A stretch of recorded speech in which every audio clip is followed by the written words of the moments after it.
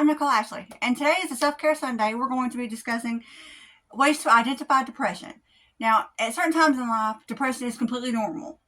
Like if you've lost a loved one, if your marriage fell apart, or end of a relationship, lost a job. These things are normal for you to go through a bout of depression.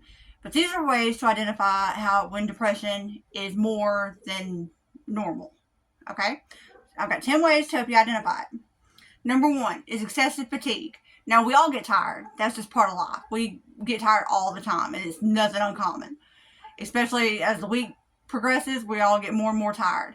But if you find it to be more than normal, or you're sleeping a lot more than normal, then that's something to pay attention to. Number 2, loss of interest in things you used to love to do. Like for me, it's writing. I love writing, and when I don't want to write, that's a big red flag for me. Or if I don't want to take a bath, because taking a bath is also one of my favorite things to do. If I don't want to watch my favorite TV show, these are things I know to pay attention to, and for you as well. Again, personal hygiene. That's number 3. Whenever getting up and getting ready feels more like a chore than it's something you want to do, that's something to pay attention to, because that's another big sign of depression. Pessimistic attitude about everything. Nothing seems good, and nothing is going to have a good outcome in your mind.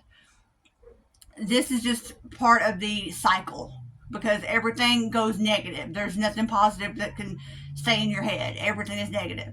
So that's something to pay attention to. Number 5 is a messy environment. If you normally keep things very tidy, like me, I'm very type A. I'm very OCD about certain things. And whenever all of that starts to slip, I know something ain't right. I know, okay, this is something I need to address.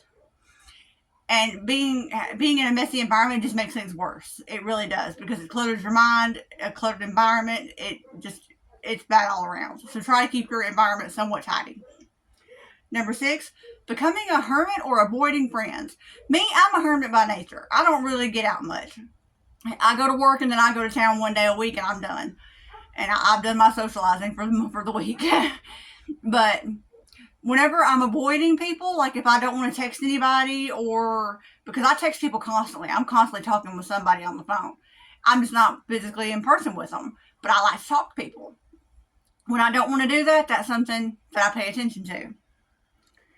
Irritability or lack of caring. Whereas my son could go in there and tell me he had the best day ever, and I feel nothing. I do not care. In the most honest sense of the word, you do not care. And it's like a numb feeling, sort of. It's like nothing can affect you. Everything is like everything's just ping-ponging off. Nothing really penetrates the wall. And this is number 8. Feeling numb to everything. That goes back to the previous one. Whenever nothing can penetrate that wall that you've built around you. Nothing good, nothing bad. It's just, you feel nothing. That's also a bad sign. A sense of dread that's overwhelming. You dread everything. You dread the next day. You dread that following night. When mine gets bad, I literally dread getting up out of bed in the morning. I dread waking up, because I don't want to wake up to another day of this. And that's just part of it. Number 10, crying without reason. In my household, it was not acceptable to cry. So for me to cry, it has to mean something major. And especially to cry in public. It really bothers me to cry in public. I could break a bone, and I still would feel bad about crying in public. So that is something to pay attention to. If you notice your emotions not doing very well with that sort of thing. So these are the 10 signs of depression when it's not normal. If you have, I say, half of these, maybe it's time to consult a professional or your doctor or a mental health professional. Get the help you need. There's also plenty of crisis hotlines that you can call and see what they think, because they're more trained in this than I am. And give them a call and see what they think, and you can go from there. Next week, we're going to be discussing ways to cope with depression. Okay, it's like you've already been to the doctor. You know you're depressed. You're clinically depressed, and ways to cope with it. Or at least I'm going to give you the ways that I cope with it. And that's it for today. I will see you next time. Bye.